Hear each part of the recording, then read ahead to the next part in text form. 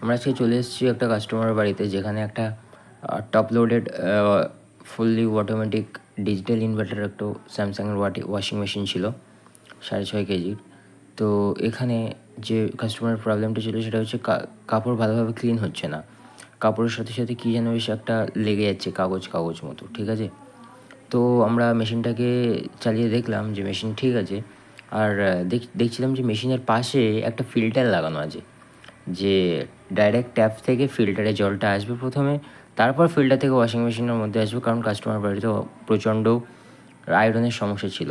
যেহেতু জলটা ফিল্টারের মধ্যে দিয়ে আসছে, সেহেতু ফিল্টারের মধ্যে দেখবে কাগজ কাগজ আছে। তো ওই কাগজই এর মধ্যে আসছিলো কাস্টমারকে, সেটা আমরা ইনফর্ম করলাম। কাস্টমার সেটা নিয়ে অ্যাওয়ারনেস হবে পরে, ঠিক আছে। আর ওই যে ফিল্টারটা লাগানো আছে, এবার ফিল্টারের মধ্যে অনেক আয়রন ছিল, তার জন্য কাপড়ে নোংরা হচ্ছিলো, পুরোপুরিভাবে কাপড়টা ক্লিয়ার হচ্ছিল না। আর বাকি ওয়াশিং মেশিনটা খুলে পুরোপুরি ওয়াশ করে দিলাম, এখন ফুল ওকে।